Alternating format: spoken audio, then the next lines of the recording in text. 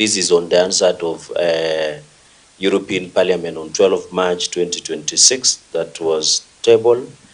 My concern when you engage with the Minister of Foreign Affairs, did at any point that the Russian government as a government participate in recruitment of men and women who will be taken to fight the Russia-Ukraine war or any other war in that region? Because if a parliament of that magnitude has come up with information that the Russian government is, I know, discussing a friendly nation, but can you give a comment on that? Number two is you have said 1,000 Kenyans are living in Russia, and you interacted with some of them. But my only concern is that 750. So even if you have to add 250, they are still, it becomes 1,002. So how many Kenyans are really in Russia? That will be my number two questions. Number three, Waziri, you have said in your statement that there are 3 Kenyans who have died. But Waziri, in media and many other forums, because we are the people representatives, we normally see even Kenyans burying banana leaves, doing mock burials.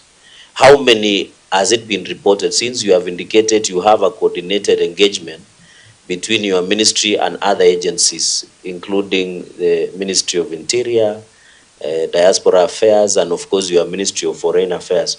So what is the number of Kenyans that have died? Because you have indicated they had 3. And on this issue of reported missing Kenyans, as a ministry, as of today here in Nairobi, do you have a distress call center for families who have reported missing kin in Russia? Because we see most of them addressing media as if media is a distress call center.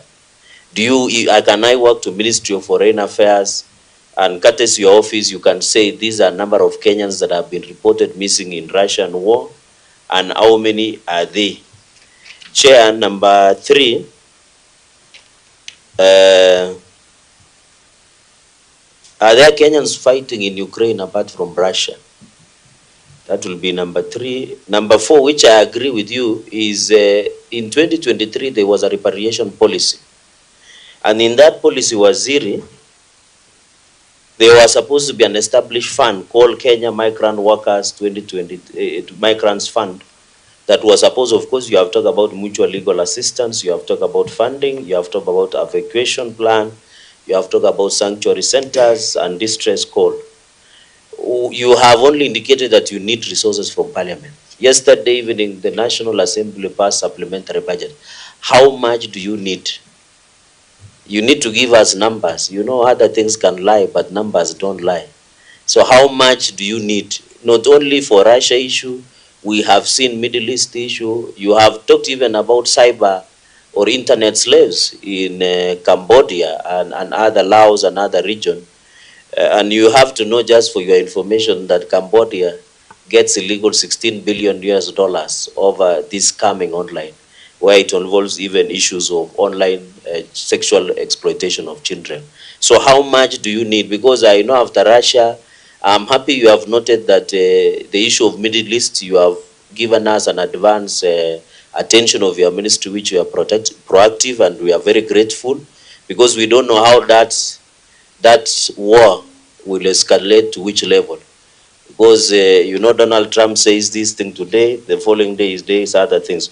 So in this Kenya Migrant Workers, this fund that was established in 2023, how much has it been allocated?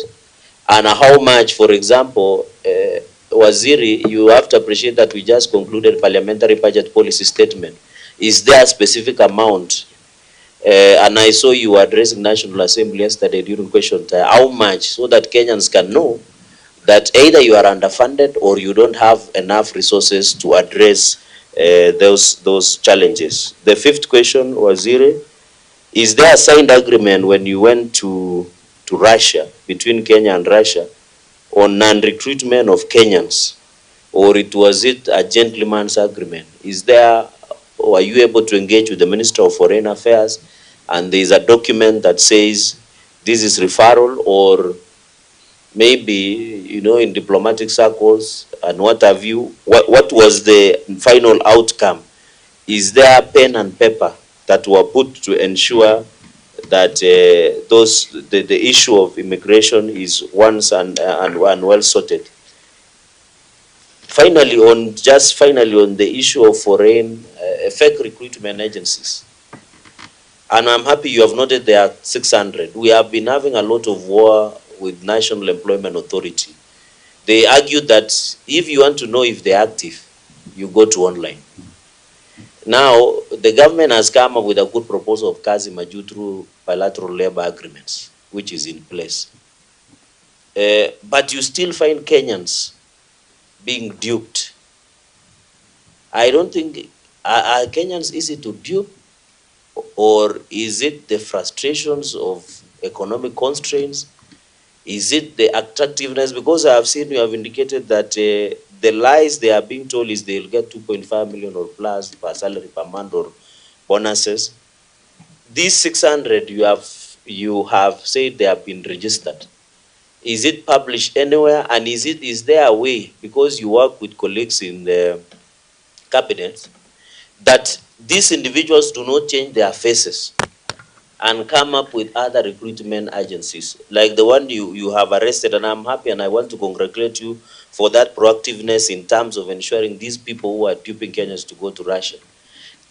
What are you doing as a cabinet, and more so you are chief of cabinet ministers? What strategies you are put in place? Because there is also a time bomb. Your peers will tell you and the media will tell you every week there are at least a number of Kenyans who have been duped. I saw even a story in Kisii where somebody was being lied he'll be taken to Middle East, but the plane ended landing in Tripoli, Libya, and they cannot go to Middle East, they cannot come to Kenya. So what is, let me be very specific. You know, we have an IS, and there is a vetting process before an agency is given opportunity to recruit.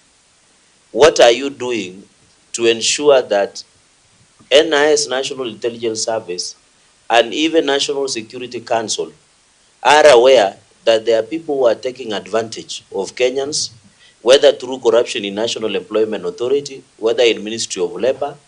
What are you doing? Now you are better because you are the correct person, because you are the Prime Cabinet Secretary, and I hope in future chair will change it to Prime Minister so that he has executive powers. But what are you putting in place so that your Minister of Interior, yourself of Foreign Affairs, somebody of Labor, is there coordination to ensure that by the time I'm given to be a recruiting agency of migrant workers or the BLS or the migrant Maju process, by the time I'm given the certificate to recruit in this country, I must be beyond reproach like the Caesar's wife, or beyond suspicion. So what are you doing to ensure the vetting process is so thorough? Because as Parliament Waziri, we are tired every time. Now we'll finish Russia. Next week, you might hear another one from Middle East, kidogo from Cambodia, kidogo from another region, from Uganda, from other places. So what safeguards have you put by the time somebody is told recruit? What are you going to do? And finally, Chair, since the PS of Diaspora Affairs is here, and Waziri, you know, since Diaspora now stopped being a directorate, I think now is a department, there are many Kenyans who still, I'm happy you have issued the issue of travel emergency documents. You and me know that, and she knows that, and I think Senator Dulo was on the floor of the House. I think we have gone to Dubai and Middle East, where girls go there, they get children. Because of the legal nature of those Middle East and Emiratis, they are not allowed to be given birth certificates. So what is the Diaspora Affairs Department doing? Because those children cannot travel, Waziri, they are born, they are also human beings. Under Article 53 of the Constitution, the interest of children must be protected by the Kenyan Constitution. So what is Diaspora Affairs doing?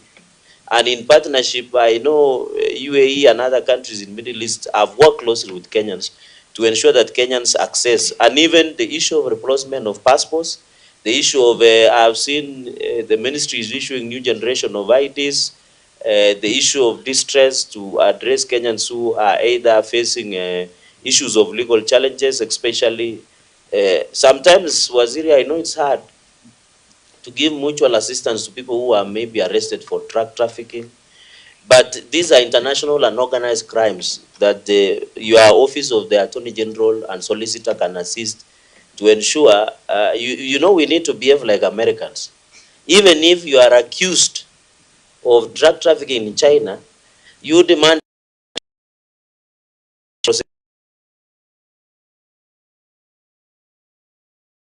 chair will be my clarification.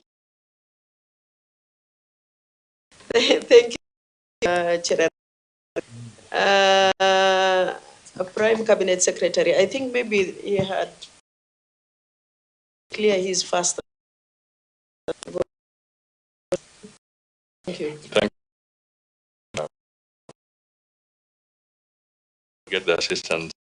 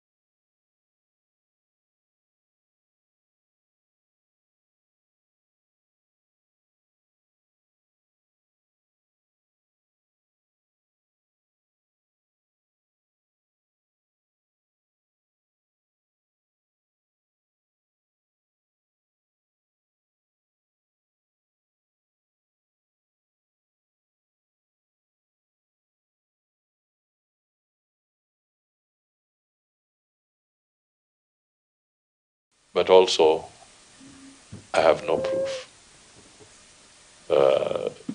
Because in the on the Russian side, our embassy sent out details even on the website. And how we got to know some of these individuals is that their family members now started sending messages, because the ones in the combat field, it's very difficult for them to communicate. But we started learning through their families from the initiative of the embassy. In terms of the resource package, we had put in a requisition for an additional 400 million in the event, particularly in the event that the Middle East crisis exerts extreme pressure, because then it might call for a more aggressive approach to try and assist Kenyans. So we had made this proposition to Parliament as to whether it will be granted. We'll wait to see through. But going forward, clearly with the global dynamics, these are issues that we are now talking with Treasury and also talking with Parliament to try and relook at the budgetary provision for the Ministry of Foreign and Diaspora Affairs.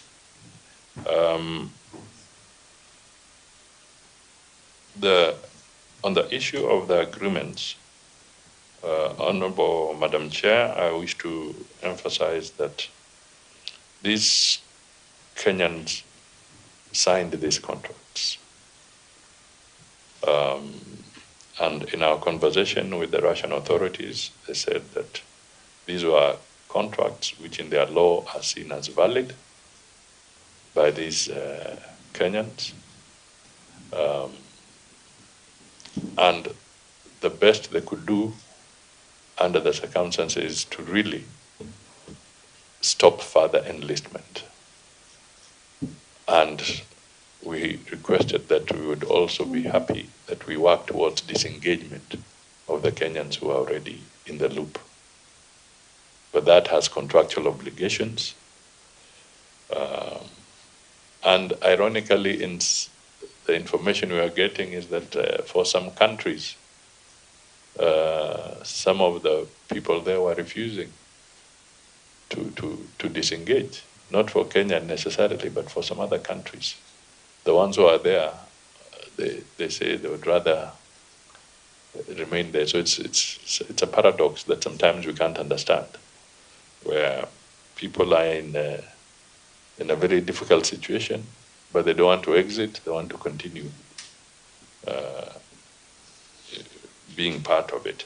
So I think because there are so many issues, I'll ask Madam Jogu to also intervene and pick up from where I may have omitted some things. Thank you. Yes. Thank you, Chair. Thank you, Cabinet Secretary. Just to answer some of the questions, Honorable Senator, indeed there is a 24-hour call center, as our Cabinet Secretary had indicated, and it is manned around the clock. We also do offer a service for walk-in Kenyans within our premises at Old Mutual UAP Tower. That's where our call center and our welfare department is stationed, and that's not just for the Russia crisis, but for every Kenyan with family or kin abroad who want to come and get services. Let me also say that the fund you referenced, Honorable Senator, is envisioned and created within the Labor Migration Management Bill that is currently still in draft form. So that is where that sits. To confirm that indeed the information on agencies that are not in good standing is also available on the NEA website, the National Employment Authority website. And to clarify that the vetting process for agencies that you described, the vetting... Maybe, Chair, on a point of order. So, PS, you are saying there is no policy in place. So it is a proposal in the bill. I thought there is a policy. The policy on issues of repatriation and assistance to Kenya that was passed in 2023. I thought it's there. You referenced a fund. Migrant which Workers originated Fund. from the policy. I know there is a management bill, but originated from the policy. Yes, so the fund is a creature of the Act, which is not yet in place. But What we Waziri, have, I thought it started from the cabinet through the chair. The policy on trying to address the issue of repatriation, where this Kenya Migrant Workers Fund was established in 2023. So there is no policy.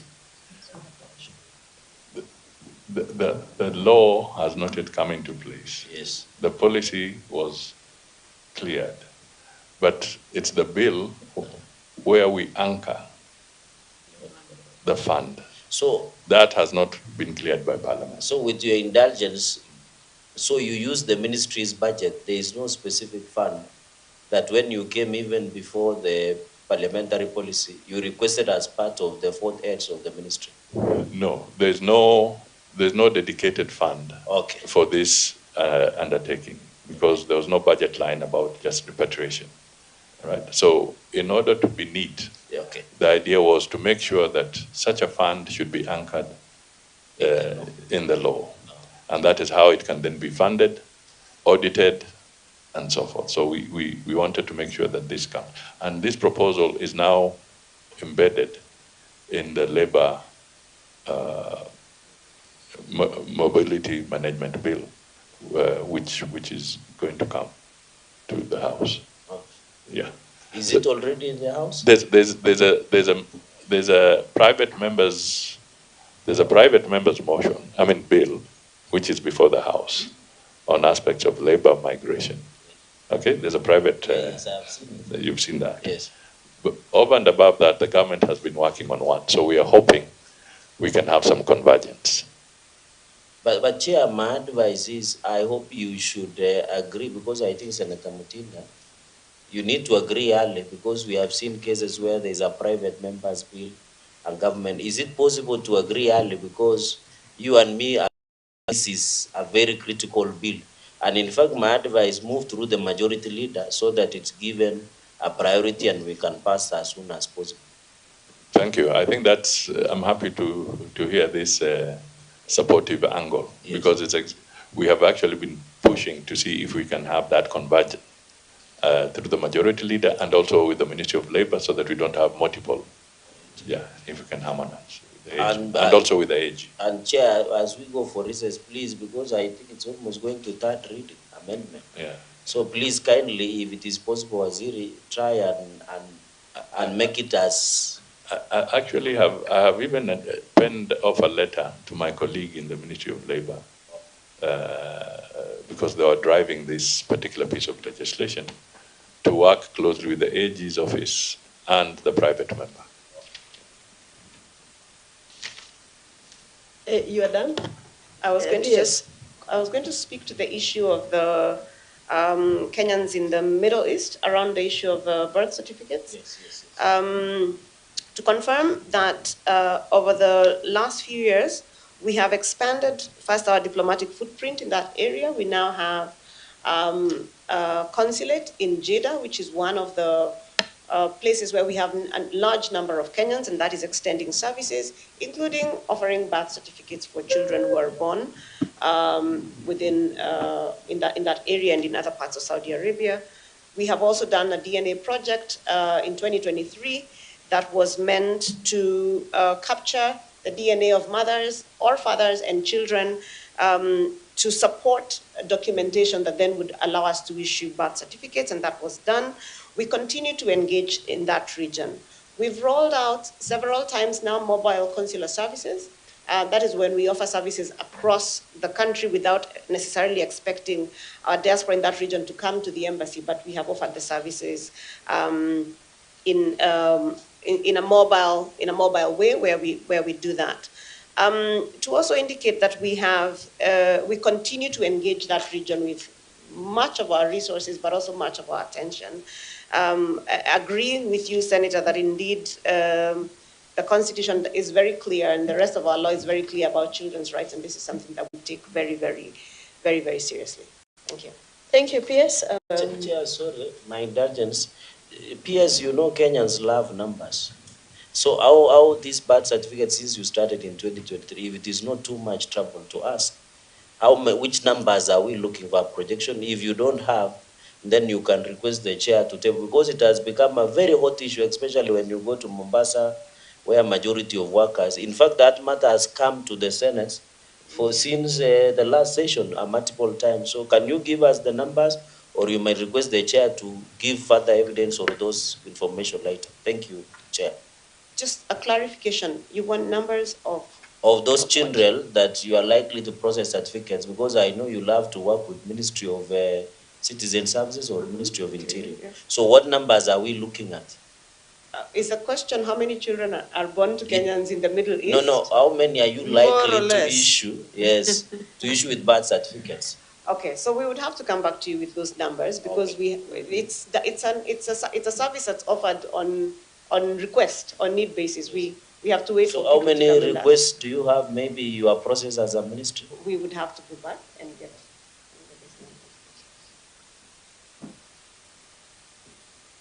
So the numbers I can speak to is from the DNA project of 2023. Yes. We did about 707 DNA samples, Okay. and out of that we issued birth certificates of, I want to say, about 116 or 117 children, and those certificates are sent to our embassy in Riyadh, and families or the parents were informed to come and collect those birth certificates.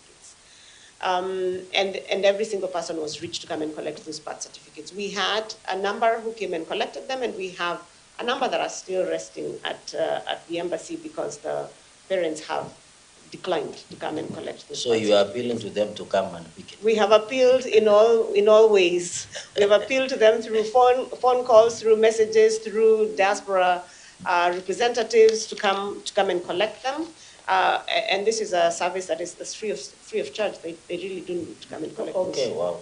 We've also worked with the Saudi government to help in repatriating a number of those children whose birth certificates then came out.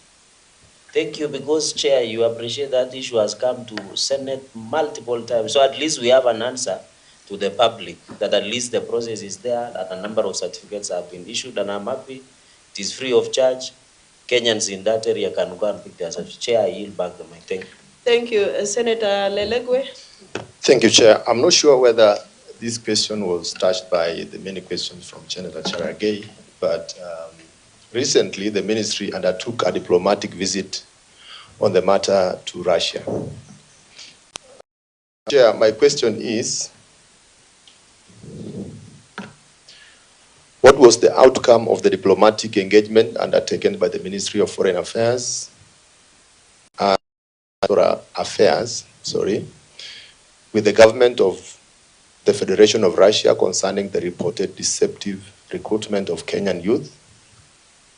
And what specific measures, undertakings, or commitments were secured from the Russian authorities regarding the protection, legal status, welfare, repatriation of affected Kenyan nationals? The Prime Cabinet Secretary just informed us that repatriation is ongoing for the 47 Kenyans. We are not sure the status, whether they are here or they are still in Russia, and the ministry is still engaging with the Russian authorities to repatriate these Kenyans. My second question is on the prevention and enforcement measures undertaken by the ministry. What concrete measures has the government put in place to investigate, identify, and dismantle the networks? I know in the detailed response, some of these issues were conversed, some not clear. So what the government put in place to investigate, identify, and dismantle the networks, agents, and individuals involved in facilitating the deceptive recruitment of Kenyan youths, and how is the government strengthening regulatory oversight,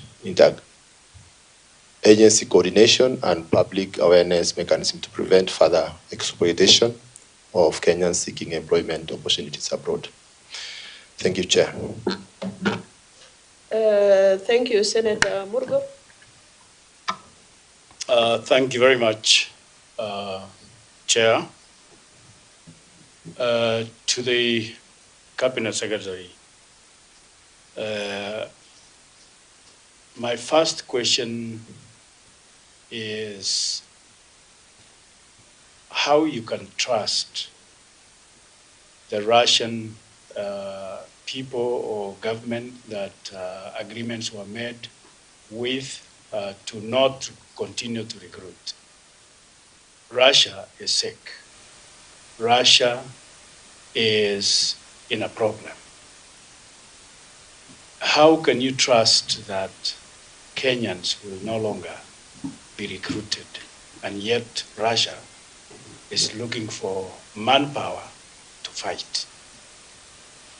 Along with that, how can you ensure as a ministry and also as a country, because we do not know how the Middle East situation will escalate into. How can you ensure that Kenyans going for jobs maju will not turn into fighters in either Iran, or Kuwait, and all those countries, so that we do not find ourselves in where we are now with Russia. And then on our side, Senator Elengwe has asked a question that I was going to ask. But along with that is, are you sure that there are no part of the ministries like internal and immigration that are sneaking out travel documents such as passports and so on to facilitate the illegal traveling of our people, such that they find themselves in the mess they are in? But, you know, we have, as a ministry or agencies, aided them to go into that mess. So is it watertight situation that we are sure there are no agencies in the migration or internal that is aiding illegal traveling documents or passport or such? And then finally, what is our situation or status with Ukraine after all this mess? When they find out that Kenyans are actually part of the Russian troops that are fighting them. Thank you. Thank you. I think I'll add mine so that we can finish very fast. Number one, when did the government come to know the current happenings of Kenyans actually enlisted for Russia fight? Number two, there is a report of investigation by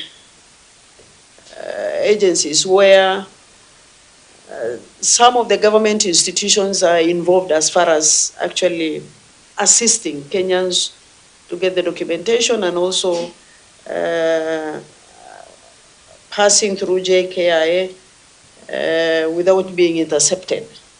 This is a report by DCI, and the institutions that are actually mentioned is Directorate of Immigration Services, DCI, Anti-Narcotic Unit, National Employment Authority. Those are the institutions that are involved. Now, the other issue that I wanted to raise is what time frame are you looking at as far as resolving this issue? Because as you said, there are budgets involved, and also there are agreements that need to be looked into as far as the issues are concerned. Prime Cabinet Secretary will be very happy if those deregistered agencies are actually put up so that Kenyans cannot be duped anymore since you have deregistered them. The 600, if you can share with us the information, we'll also appreciate.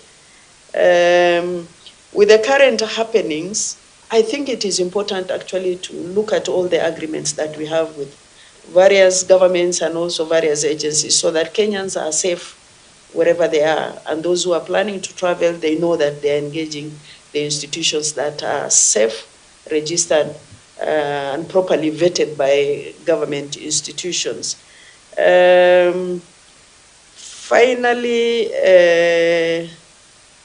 I wanted to ask, as a government, the reason why Kenyans are getting involved in all this is because of unemployment.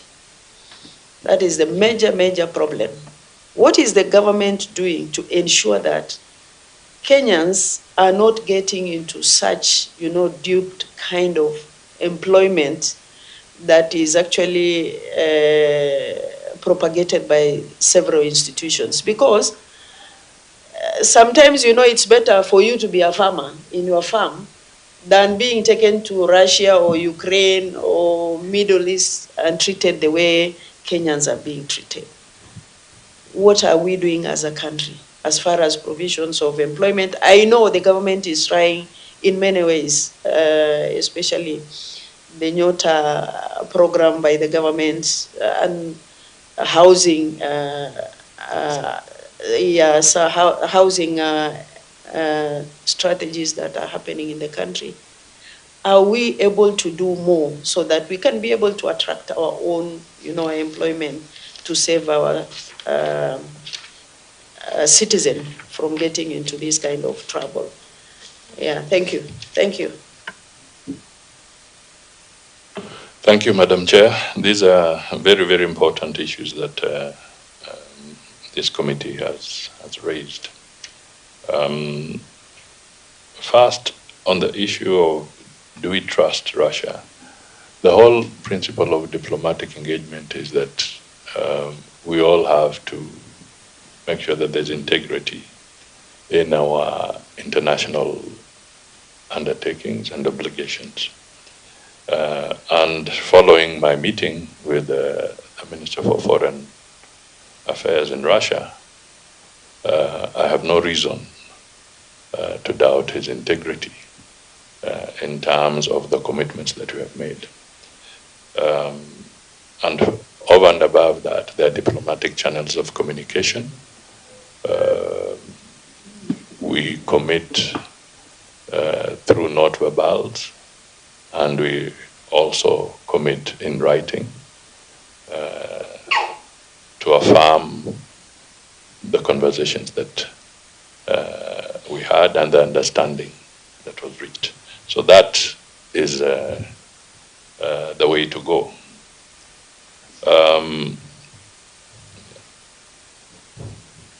Now, the second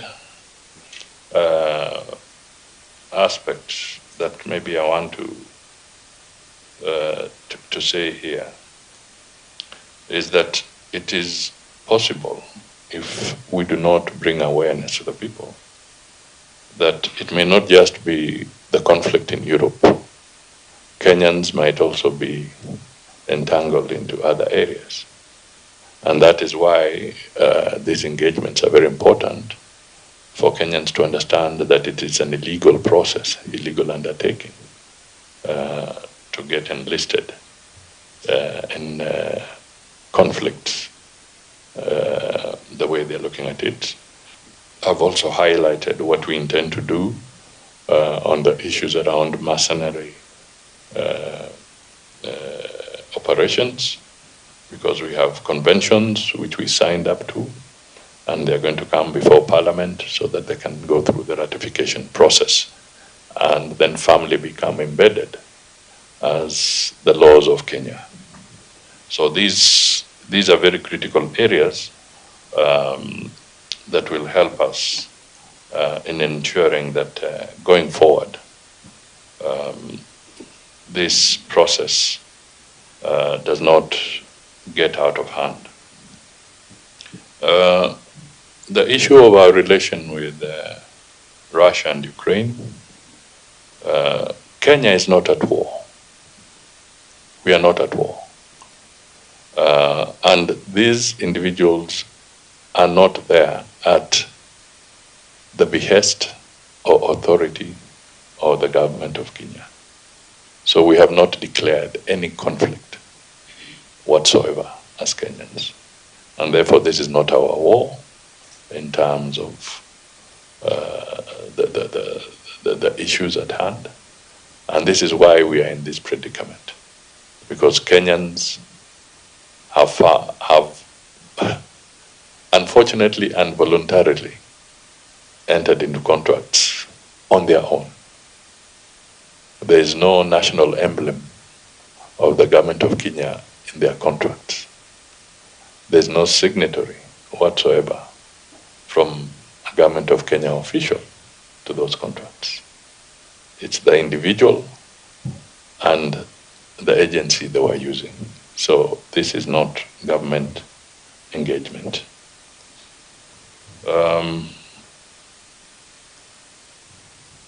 On the issue of the 47 persons, I wish to confirm these are the ones who have been repatriated. They are here, they are with their families. In fact, when I was leaving Russia, there was one on the same flight I was on from Narok. A few days later, another two, again from Narok, were rescued. So they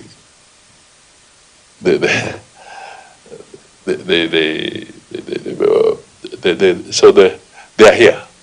They are with their families. And I think in my written document, we have actually answered a lot of the other. I think you walked in when I had covered that component. But on the answered record, the responses are available and even in the document.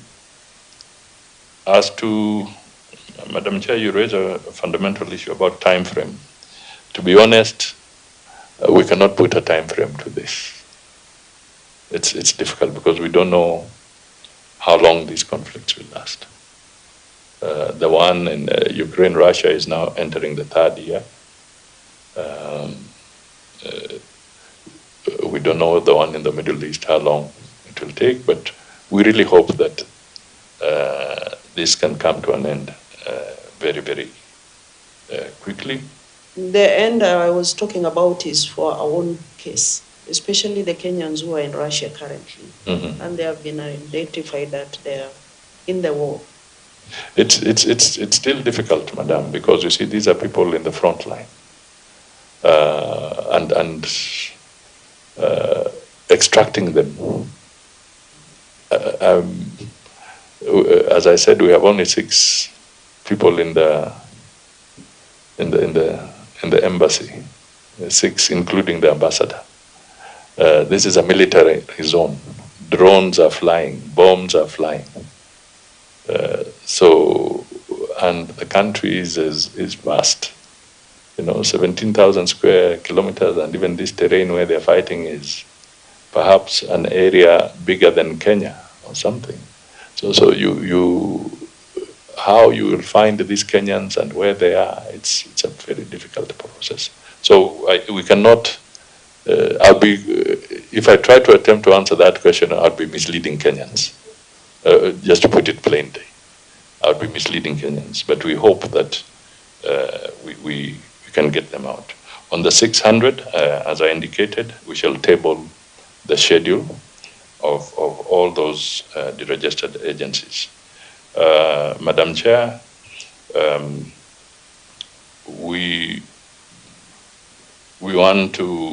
would like to vouch for the integrity of the immigration and the DCI. There may be 1 or 2 bad elements, but if by any chance the investigations reveal that any one of them is complicit in this and this exercise, they will not be excluded from facing the full force of the law. So in any case, it's the DCI that has arrested and helped us to deal with the ones who are already in court. And over and above the ones that are there, let me also put it on record that currently there are about 87 ongoing prosecutions on human trafficking. Not necessarily just about Russia, but even in other areas like the golden, and I keep on saying I don't know that it is golden at all. It's a very dark triangle, but it's a misnomer based on what is going on there. So we have that aspect that we expect them to work diligently, honestly, so that we have no problems. As to when did we discover, it is difficult to be able to put an exact date, but it is possible that maybe this has been going on for even maybe from the beginning of the war, perhaps. You know, but as we said, when the family started sending more of distress signals, when we put the website up and we said, if you have any concerns, communicate. This is when the avalanche of communication, because the families had been quiet about this issue, but when things were flaring up, now the family started sending distress signals. And we have been intervening. I say so because 47 is not easy to extract these people from these difficult circumstances. So the mission in Russia has done a commendable job under difficult circumstances. So I think I'll cede ground to the PS so that she can fill up some gaps, and then that's it. Chair, I know we are fast spent with time, and the other committee. Maybe the last two questions from my, if you allow, Madam Chair, is the diaspora placement agency functional as per now, Waziri? Is the diaspora placement agency functional as per now? Number two, this will be what is the role in regulation of international labor migration for the protection of rights of Kenyan abroad? Because we know under Article, I think, 26 of the Constitution, international conventions and treaties are part and parcel of Kenyan law. And I know Kenya have signed most of the labor conventions, and we participate even in Geneva and even in United Nations. So what is our role? How do we work since we are signatories of those conventions? Because we agreed, Waziri, that it's multilateral engagements, especially on the issue of labor. And you agree labor mobility going into the future, it will keep growing. Because you and me are aware that I saw the last statistics from Central Bank of Kenya that close to 1 trillion revenue come from Kenyans who live and work abroad, which is a very critical aspect. And I hope, Chair, in future, we might even suggest that the diaspora affairs becomes a fully fledged ministry, because it has passed my tea from Nandi, it has passed coffee, it has passed everything. Chair, so that is just joking the thinking, but Chair, that's we can. And finally, Chair, if it is not too much, Waziri, I've seen in your delegations you have my former colleagues. Of course, Marir Moy was my senior in law school. He knows I went to law school, and of course, Diana, Dorcas Marwa, one of your staff, was my classmates. I can confirm, they can confirm I went to law school. But on the issue of lecturers, I can also confirm. Thank you, Chair. Senator Lelegwe, we need to conclude. Yes, Chair, I just have one question. Prime Cabinet Secretary, you've just indicated that there are 10 Kenyans reported missing in action, and there are 256 listed. When you are preparing this report, but today when you are presenting the report, you said there are 16 missing in action. Yes, 16 missing in action. What measures or how do you communicate this rise of these persons, these Kenyans missing in action? I know we are not at war. I've seen in the US, in their current war with Iran, they are reporting daily when they are losing, the people they are losing every day. So are there official communication channels that when this number increases now, like from 10 to 16 or to whatever number, you officially communicate this to Kenyans? Thank you, Chair. Thank you. Just out of curiosity, why are Russians enlisting Kenyans? Does it mean they don't have enough officers to go to the forefront of war? Or is it because they don't want to do it, they want others to do on their behalf?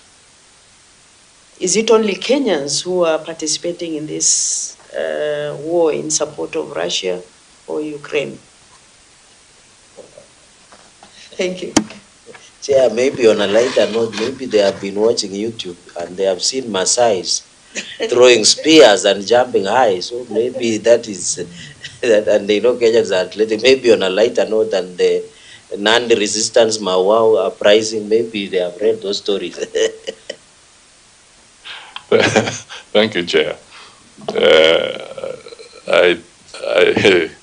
Let me not be tempted, but I sometimes enjoy the humor from the Honorable Senator and yourself. But let me just point out that first, I cannot speak for the government of Russia. So let me not attempt to wade into a space which they are best equipped to speak for themselves as to why this was happening. But indeed, as I said, there are other African countries that have gotten entangled in this. There are cases of South Africa, Cameroon, Angola, Sierra Leone,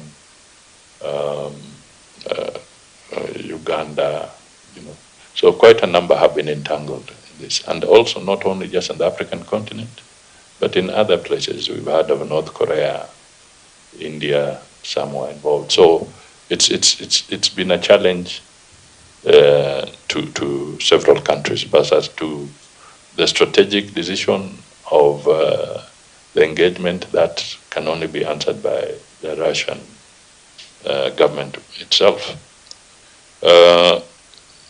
On the issue of the number of missing in action or dead, when I was responding to the initial request, we had a figure of 10. By the time I was coming here, I was updating that figure has since increased from 10 to 16. So, and this is the highest entity in the country in terms of representation of the people. It's the legislature. This is a very important forum to communicate this kind of information. What we can't do, because we have to be careful, we have to respect the privacy of the families, but when we are communicating, we may communicate the figure, but in terms of the actual individuals, we have to go through to the next of kin first to convey the information we have. So that is the standard policy that we have. In terms of the unemployment, it is true, it's a big challenge. That is why we are trying very hard as a government through the transformation agenda to broaden the level of job creation locally in all sectors, agriculture, manufacturing, in the construction industry, in the ICT sector, so that we can have more Kenyans being employed, and therefore the demand for external jobs may be moderated, not extinguished, because it will not be extinguished. It can only be moderated. Bearing in mind that, Madam Chair, you know, our constitution is very, very liberal. It allows freedom of movement for Kenyans. They get travel documents. You cannot deny them travel documents unless you have a very specific evidence-backed reason to deny them travel documents. And as I said, some of them leave and say it's a tour they're going as tourists.